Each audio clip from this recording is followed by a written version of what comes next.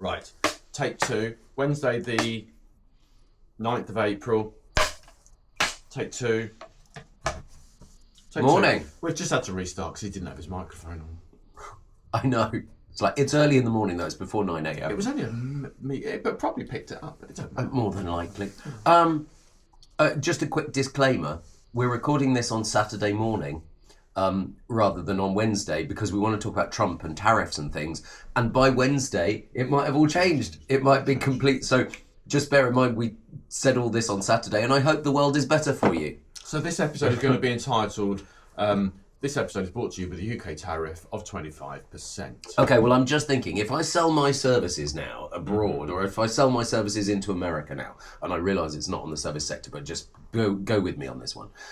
I realise that if I charge 25% more by doing it in Britain and sending my services, they're not going to. No, what we need, go for me. What we need is the UK government to say all voiceover work is carried. It's not on services anyway. It's no, only I know, on goods. I know, darling, I know. But you were talking hypothetically. Hypothetically, all right. Yeah. But hypothetically, if I charge 25% more, guess what's going to happen? They're just not going to book me. That's why we need, in retaliation, I'm still hypothetical. Okay. It's all voiceover work from abroad coming into the UK to be 25% tariff to Trade make wars, you cheaper. But trade wars, it doesn't help anybody. I was really surprised at what happened with the stock market during the week.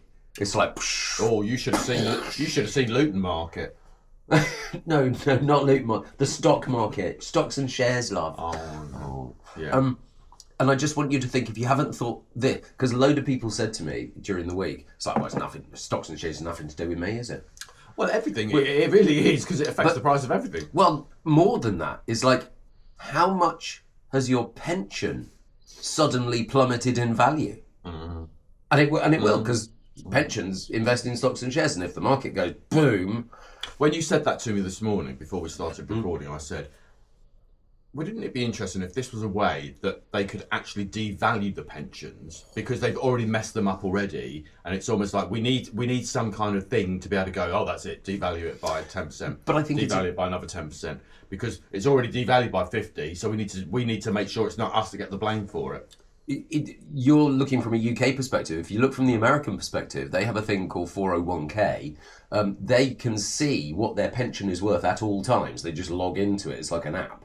Yeah. So they, with the American markets crashing as well, okay, all of the Americans, even the ones that support Trump, can see the value of their pensions crashing. Yeah. Way more than Brits go. Yeah. I mean, if I have to find out my pension, it's actually a fairly laborious process to find out what it's worth. Yeah. You know, what are you doing? Yeah. Sorry, I was just checking something. I was just checking something technical. Sorry. I know you got a bit at the back of my head there, but I was just checking something technical. The back of his head's lovely, though, isn't it? It's like, so I've been a bit concerned, frankly. Well, yes, I hear you. And those people saying doesn't affect me. It does. Yeah, it does. But what they're really saying is either one of two things. I don't understand it. Which is probably what they're saying. Or Brexit all over again. I can't let it worry me because I've got more important things to me right here, right now that I can influence. Maybe. That's possibly what they're saying. Oh, I heard an interview out on the street, on the radio during the week, where people would go, well, what do you want me to do? Write them an email going, Dear Donald, please stop. It's like, it's not going to do anything. No, right. As an individual, yeah, I quite understand that. Because he won't get that email. He doesn't read Donald at whitehouse.org inbox. No, I'm sure he doesn't. But that's weird. Be interested to see what response you get. But these days, in the old days, it would have been something like, thank you very much for your email. We will pass it on to the relevant authorities. Nowadays, with Donald, it will probably be, if you don't shut the fuck up, we'll come around and kneecap you. Yeah, more than likely. The one thing is, even if you're not interested in politics, it's like you wake up every morning, it's like, something else has happened. Something else has happened. We go to bed every night going, it can't get any worse. Like a series of Dallas. No, it can't get any worse. And then, sure enough, JL, well, I don't want to use the word, gets shot at the end. Sorry, probably not. But it suddenly go, well, you can't make. I mean, him stood there with a billboard, like a game show, going, The UK, 10%. Really? I mean, when they could have taken a monitor outside and had all of that was just so weird. I mean, at least we mastered the phrase, next slide, please. Next slide, please. But not only that, he said we didn't use the big charts because it's too windy. It's like, And it was a huge seriously, like, AO, A1 slide. what on earth? Yes, it was bizarre. That was bizarre. It was like really Katie Boyle at the Eurovision in that's going 1973 back a bit. doing the nil point. I wasn't old enough for that. Sorry. No, I only saw it on YouTube. Oh, talking about last night, we went down a bit of a YouTube rabbit hole. We did, yes. We Yeah. went to Winner Takes All, 1977. So we're going to be game show hosts at an Again. event in July. Yeah. And we're trying to work out. We've always What the done. best- yeah. We've always done. Play your card. Play your cards right in the style of Two Bruces. But this year we thought we would do something different. So we were thinking about. We were looking at old game show. We were looking at Bob's Full House. We were looking up. That did not make the grade, Bob's Full House. I quite like Bob's Full House, if you remember Bob's Full House, but it was just exactly that. It was just a quick quiz, a way of calling numbers out and attaching a question to them. Winner Takes All with Jimmy Tarbuck. Oh! We sat mesmerised. It was so bad. We sat mesmerised. It was so bad. There was no polishing TV in 1976. Jeffrey, the voiceover, was the best bit Yes. about it. Yes, he was. Seriously. Jeffrey Durran. Yeah. No, not Jeffrey Durran. Jeffrey. can't yeah. remember. Yeah. Absolutely the best bit. So we thought we would fast forward. So we watched a 1977 episode, and then there was a 1988 88 episode. episode. And we thought, well, it's got to get better In over 11 years. in 11 years.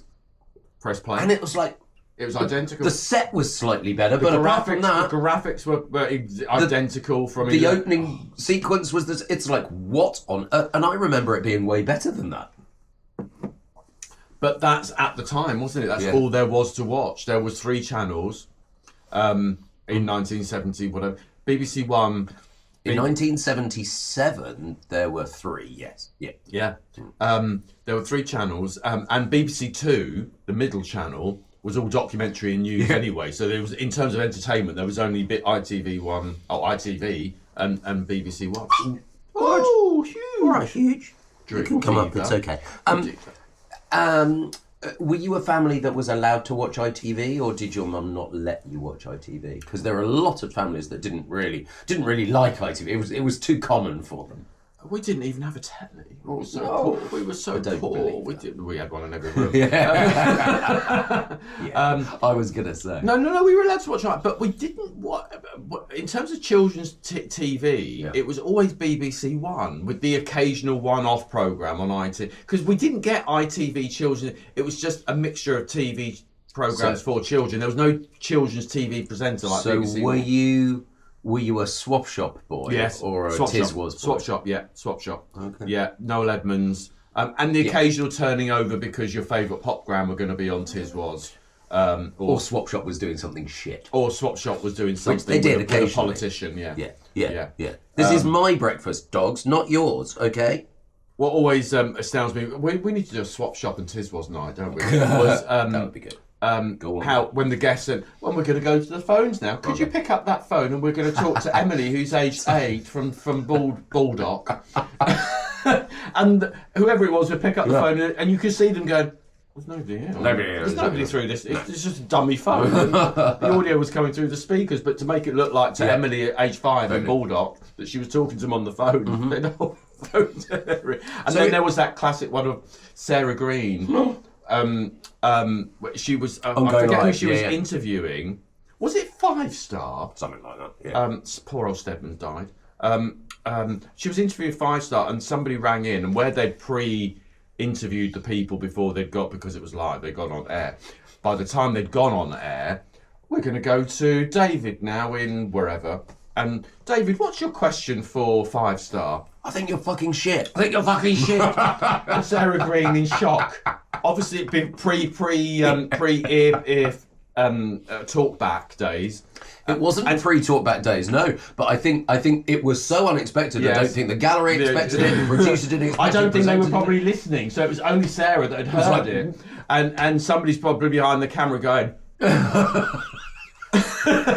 Oh, we must dig that out. Yeah. Must dig that out. That was funny. That was, yeah. Yeah, we need to have a swap shop and a going live and a Tiz Was. God, I like Tiz Was. That's a whole episode that we could do a whole episode of children's TV. And I'm a big fan of Tarrant, as you know anyway. Yeah, me too. But I wasn't necessarily on Tiz Was. I was after. Yeah, after Tiz Was, and he went on Capital. How interesting! I was having this discussion during the week with someone that Noel Edmonds went for a very successful evening career doing Noel's House Party and everything else, all of that on Saturday Noel's nights House Party for a long time. Noel's House Party. That prequel to Ant and Dec. Absolutely, yeah, quite.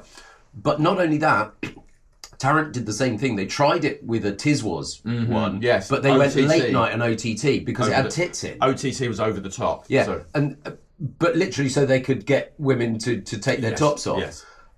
And actually, I think if they'd gone down early evening Saturday route, like Ant and Dec, they could have been equally successful. The problem was their audience on OTT, which was an adult version, like really adult version of Tiz was they were out. Do you remember this on Tiz Was? They used to come up the desk. They used to pull the kids up by their ears. No, couldn't do that these days. No, you couldn't do it. But the adult audience that would have enjoyed OTT were out. They were out enjoying themselves. Yeah. It should have been on a Sunday night when they were all got up early. That's a good exactly. But Mary Whitehouse would never Google her. Mary Whitehouse would never have allowed it. It's disgusting. I've never seen so much filth in all my life.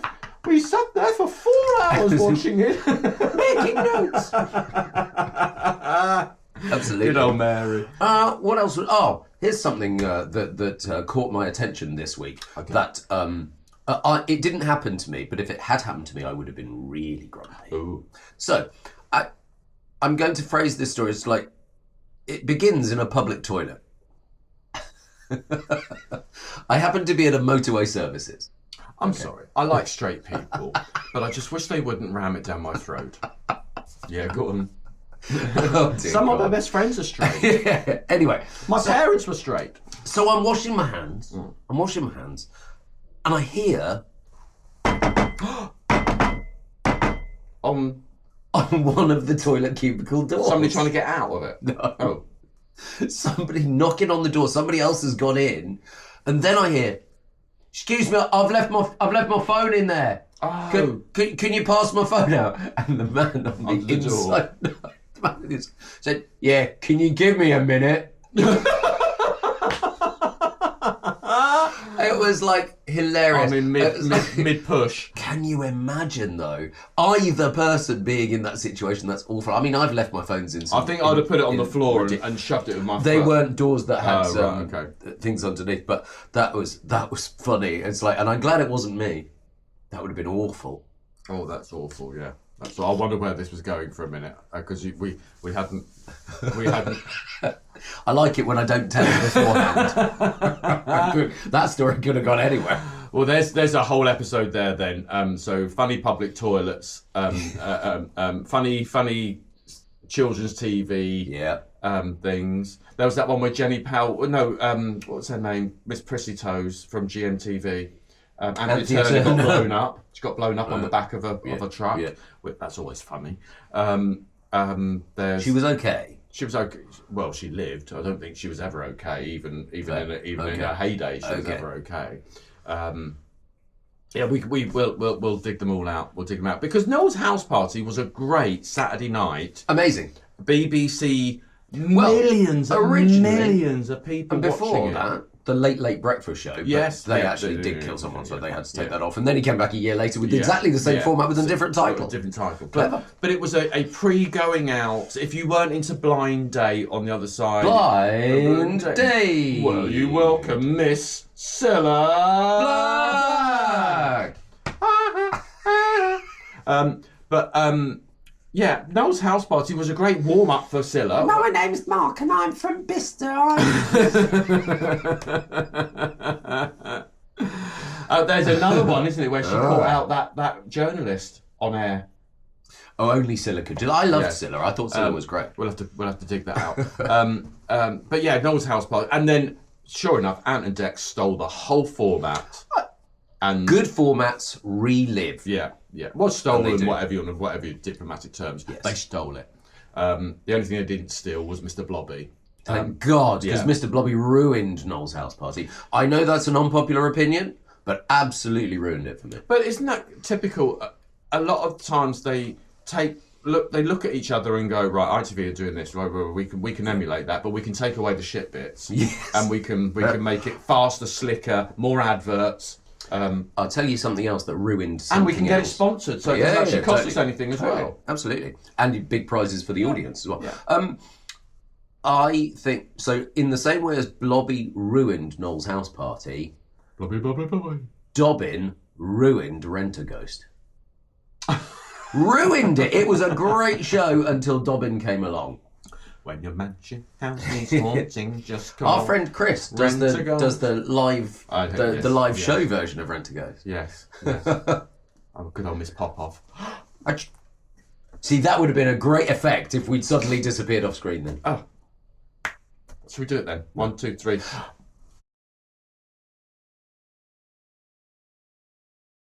And we're back. As the magic of editing. Wow. Yeah. Where did you go though? Because I was in this space. Oh, doesn't matter. Was that the postman? No. I don't know. You know, I said we were recording this on Saturday rather than Wednesday. Saturday morning. The time, if you want to know, is 8:56 a.m. But point is, Didn't know there was an a.m. It's April the 5th. Today, in 38 years' time, Yes. is First Contact Day, where Zephram Cochrane flies his first warp flight and the Vulcans see it and they come down and we make first contact. That's the beginning of the Star Trek universe. I shall be 93. I look forward to it happening. Are you lost now? You're confusing First me. Contact Day. You're confusing me with somebody that could care less. Sad. No, you lost me on the word Vulcan, and 38 years from now, I'm like, what? I'm going to be 93 when it happens.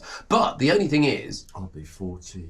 Yeah, you go backwards, exactly. But the only thing is, of course, in the Star Trek universe, we've had World War III and recovered from that already. Which... I think we're about to have World War III. Oh, that's the thing. I think we're about to have World War III, and it's going to be a three-way triangle with America against China. Russia and China? Yeah, China. Well, not Russia, because I think he's too frightened of Russia. Of China and Canada. Oh. I think him and Canada are going to fall out big time. And of course, Canada being part... The former head of the Bank of England would be the head of Canada now. Yeah, who knew? Who knew? Yeah, lie in my pockets. But yeah, no, Canada being part of the Commonwealth and everything is, he's upset us, and now he's upset maybe everyone. I think the King might be a little bit too ill for your state visits very soon, maybe. Mr. President. I think maybe you've had your one state visit with the Queen. I don't think you're going to get one with the King this time. But he's so great. He's so great. It's so great. So great. He's such a nice man. Lovely man. I have a lot of time for him. Oh dear. Anyway, I think we've we're circled there. right back to Donald. Back to Donald. I think we're going to pop off. So we'll see you next week. I think we can do cooking next week. Okay, cooking, and we've also got to raise the thing about aeroplanes as well. That we said that we talk about as well. Yeah. I thought we'd do a topical 10, 15 minutes. So should we pop off in 3, All right. 2, 1?